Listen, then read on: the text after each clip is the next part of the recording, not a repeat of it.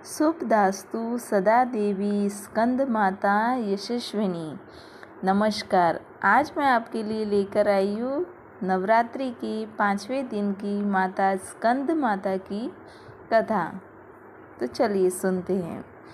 पहाड़ों पर रहकर सांसारिक जीवों में नव चेतना का निर्माण करने वाली स्कंद माता नवरात्रि में 5वें दिन इस देवी की पूजा अर्चना की जाती है। कहते हैं कि इनकी कृपा से मूढ़ भी ज्ञानी हो जाता है। स्कंद कुमार कार्तिकेय की माता के कारण इन्हें स्कंद माता नाम से अभिहित किया गया है। इनके विग्रह में भगवान स्कंद बाल रूप में इनकी गोद में विराजित है। इन देवी की 4 भुजाएं हैं। ये दाई तरफ की ऊपर वाली भुजा से स्कंद को गोद में पकड़े हुए हैं। नीचे वाली भुजा में कमल पुष्प है। बाई तरफ ऊपर वाली भुजा में वरण मुद्रा है और नीचे वाली भुजा में कमल पुष्प है। इनका वर्ण एकदम शुभ्र है।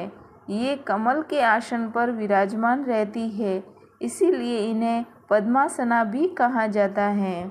सिंह इनका वाहन है। शास्त्रों में इनका काफ़ी महत्व बताया गया है, लेकिन उपासना से भक्त की सारी इच्छाएं पूरी हो जाती हैं। भक्त को मोक्ष मिलता है। सूर्यमंडल की अधिष्ठात्री देवी होने के कारण इनका उपासक अलौकिक तेज और कांति में हो जाता है।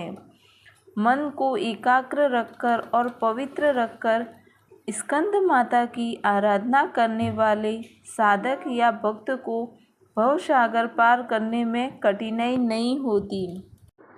प्रेम और ममता की मूर्ति स्कंद माता की पूजा करने से संतान प्राप्ति की मनोकामना पूर्ण होती है और माँ आपके बच्चों को दीर्घायु प्रदान करती है।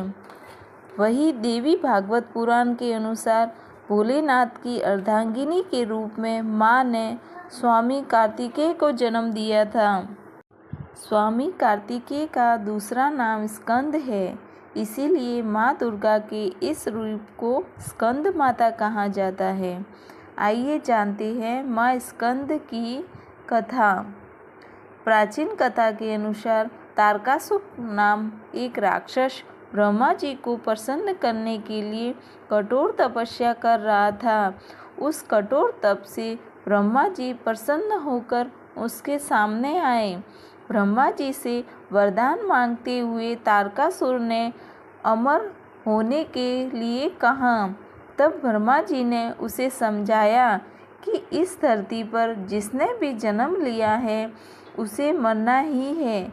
निराश होकर उसने ब्रह्मा जी से कहा कि प्रभु ऐसा वरदान दो कि भगवान शिव के पुत्र के हाथों ही मेरी मृत्यु हो। तारकासुर की ऐसी धारणा थी कि भगवान शिव कभी विवाह नहीं करेंगे, इसीलिए उसकी कभी मृत्यु भी नहीं होगी। फिर उसने लोगों पर हिंसा करनी शुरू कर दी। तारकासुर के अत्याचारों से परेशान होकर सभी देवता भगवान शिव के पास पहुँचे और तारकासुर से मुक्ति दिलाने की प्रार्थना की। तब शिव ने पार्वती से विवाह किया और कार्तिकेय के पिता बने। बड़े होने के बाद कार्तिकेय ने तारकासुर का वध किया। स्कंद माता कार्तिकेय की माता है।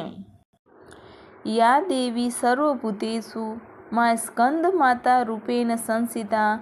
नमस्तस्ते नमस्तस्ते नमस्तस्ते नमो नमः।